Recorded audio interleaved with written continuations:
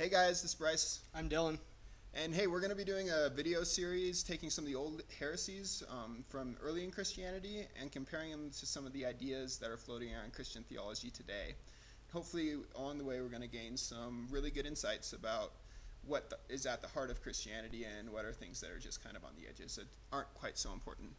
So, just to be really clear, our goal is not to spur division and theological infighting, but to illustrate the breadth and width of theological positions that have been supported by Christians in history.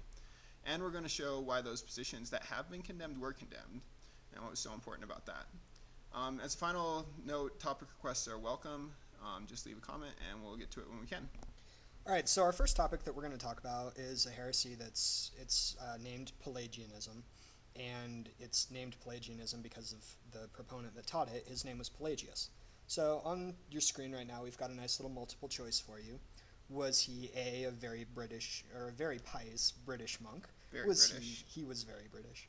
Was he B, a proponent of man's ability to work out his own holiness for himself and therefore a rejecter of original sin? Was he C, someone who suggested that God's only role in our sanctification was to reward those who worked hard and to remain holy with his help?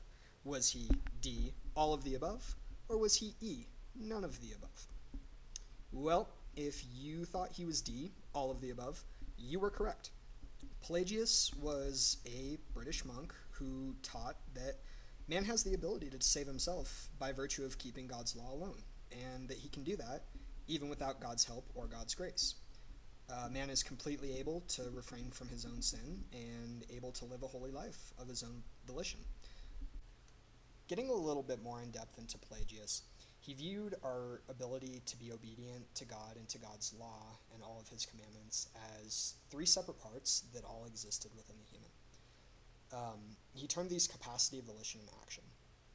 Capacity he described as the means by which man has the ability to be righteous, which is to say that in a hypothetical situation, God may have created certain people without the ability to be righteous and others with the ability to be righteous. For volition, he described it as the means by which a man wills himself to be righteous, which would be in the sense of, I have a heart for the homeless, or, I want to go out and serve at a food kitchen or something like that. Action, he described as the means by which we actually act righteously and we do what we're supposed to do. So, in difference from volition, I would actually get up out of my chair and go drive down to the local food shelter and start serving. For the way that Pelagius distributed these, he attributed capacity to God, which he means that God created every single human being to be righteous. But for volition and action, for will and actually doing what we're supposed to do, he attributed to man alone.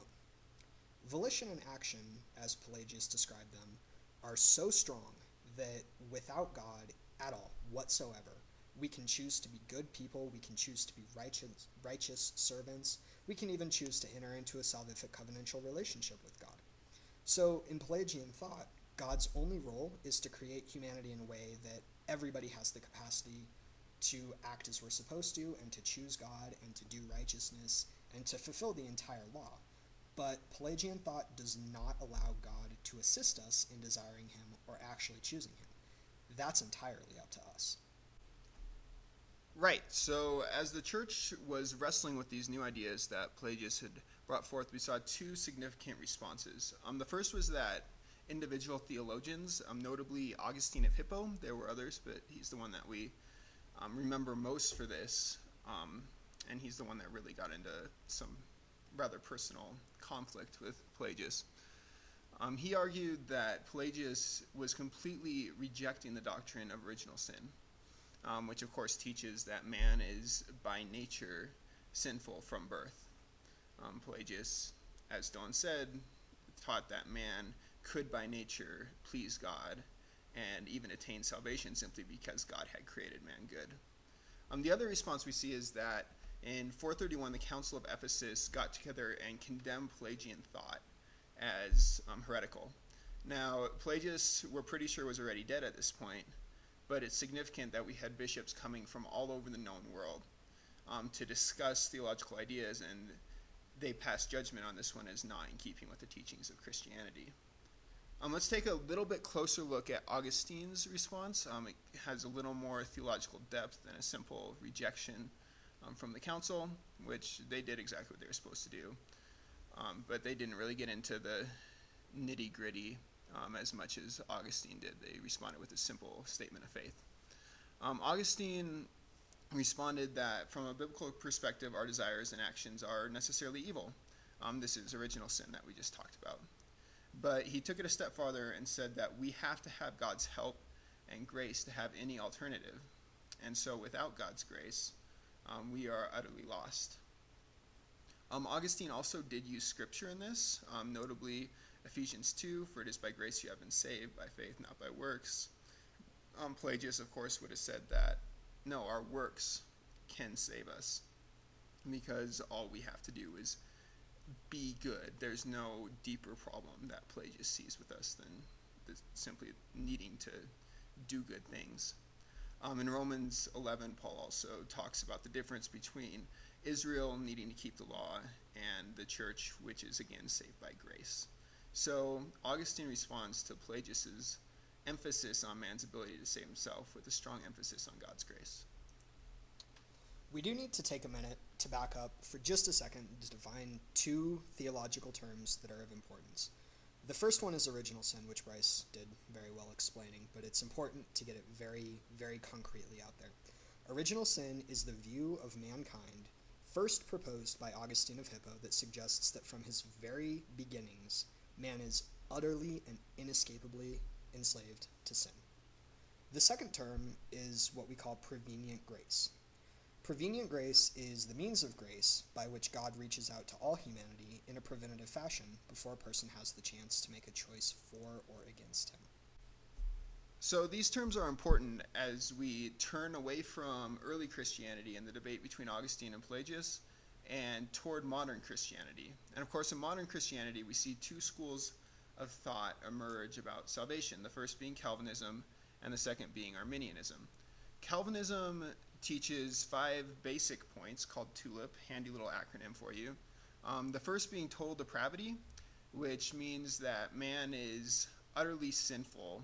It's essentially the doctrine of original sin. The second is unconditional election. That means that God chooses the people he's going to save, and that there's nothing man can do to influence that decision. The third point is limited atonement. That means that when Christ died, that death was only enough to save the people that God had already decided to save. So Christ's death wouldn't be enough to save someone that God isn't planning on saving, or from God's perspective simply doesn't save. The fourth, and the I in TULIP, is irresistible grace. This means that if God has chosen you, you will be saved, and you can't fight that. There's nothing you can do to keep yourself from being saved. And finally, the P is the perseverance of the saints. This simply means that once you're saved, that's the end of it. You're always saved. And for those who seem to be saved and then fall away from the faith, well, the 5-point Calvinists would argue that they were never really saved in the first place. It's important to note that there are many different kind of styles of Calvinism, and not all of them adhere to all 5 points. So, for example, total depravity, pretty much everyone's going to agree on that. But there might be a little more disagreement on something like limited atonement.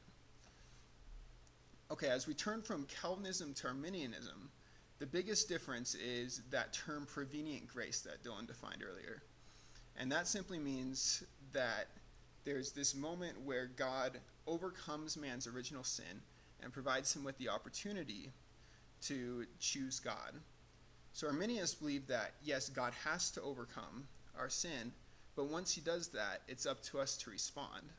And once we respond, there's this synergistic relationship between God and man as we pursue holiness, and God helps us. So in terms of what this means for the modern church as a whole, it's important to note that both of these schools of thought have groundings in orthodoxy. Calvinism, of course, has a strong emphasis on the sovereignty of God, and that is well attested to in Christian tradition. In contrast, Arminianism contains a strong emphasis on free will and on human responsibility. And of course, these are well attested to too in Christian tradition and history and in the Bible. The distinction between Arminianism and Pelagianism comes with the idea of prevenient grace. Pelagianism is heretical because it teaches that man can choose to be good or choose to follow God without God first making his will capable of choosing him. Arminianism rejects this idea and so remains within the bounds of orthodoxy.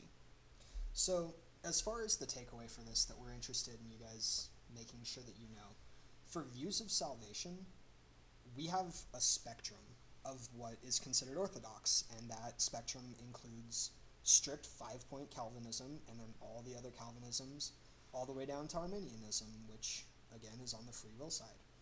All of these remain orthodox explicitly, so long as God is the first one to be able to act.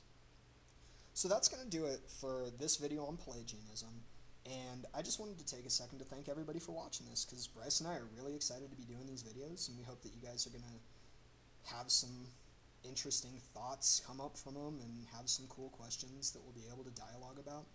We do ask, though, that because inevitably when we talk about something as important to us as religion, we tend to get very heated sometimes. And so we just want to ask that as long as you guys talk in the comments with us and with one another, just keep yourselves polite. I mean, if you look into the Bible, specifically John 13:35, we have a spirit of Christian community that's supposed to be held up, and we're supposed to be known as followers of Christ by the way that we act toward one another. So just keep that in mind as we have these fun conversations and fun engagements. As Bryce said at the beginning of the video, if you guys have any other topic requests that you want to learn about, let us know, and we'll look into doing some. We'll catch you guys later. See ya.